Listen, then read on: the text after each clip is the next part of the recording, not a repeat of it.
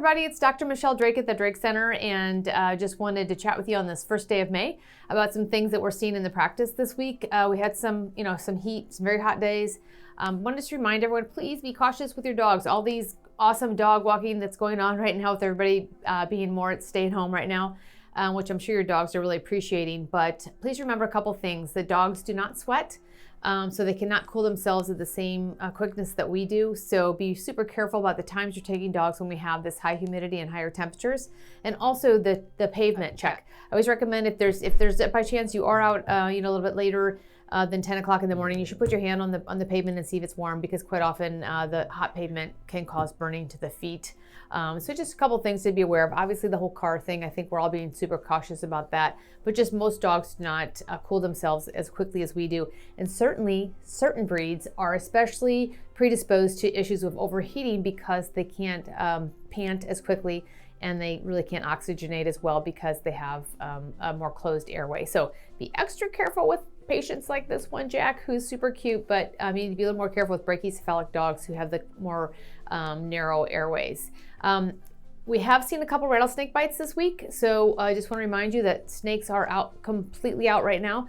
I'm on the trails a fair amount on my mountain bike, and now that they're opened up, and I've seen probably one or two snakes every time I've been out. Lots of gopher snakes, which are great for getting the gophers, but also rattlesnakes too. So if you are on a trail with your dog, please keep them on a super short leash. Dogs usually get bit on the nose, sometimes the foot, but vast majority are on the nose.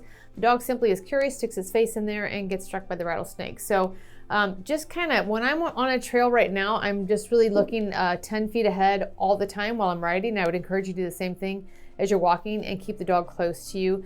And preferably not on the overgrown trails where we can't see what's going on around our feet. So be careful about that. Finally, I just wanted to ask people to please be patient with us right now. The call volume has increased tremendously at the Drake Center, and we are here to serve you and to take care of your pets, and you are our top priority in every moment we're in this building.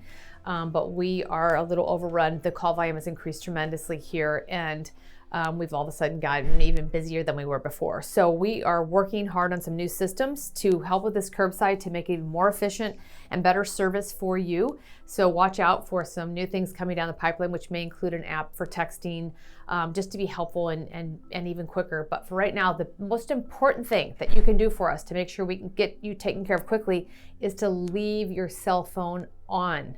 So if you drop your pet off here and you're gonna go run an errand, or you're gonna even go home, please have your cell phone with you and turned up and on at all times, especially for the first 15 minutes after you leave your pet here and the doctor is examining them. Because if we can't get hold of you and get your permission to do the things we need to do, then we're going to have to go on to the next patient, and you're going to kind of get behind in the queue there. And we don't want that to happen. So just be available by phone, because we really do want to take care of you and be expedient as possible and get your pet taken care of and home back to you again. So just keep that cell phone on. Oh, and finally, one other thing I almost forgot to talk about. The pug that was positive for COVID. This dog was in a family that had 3 positive cases, 3 family members, and the pug did have some very mild respiratory signs. So we now have had 2 house cats and 1 pug. There is a test for COVID in pets.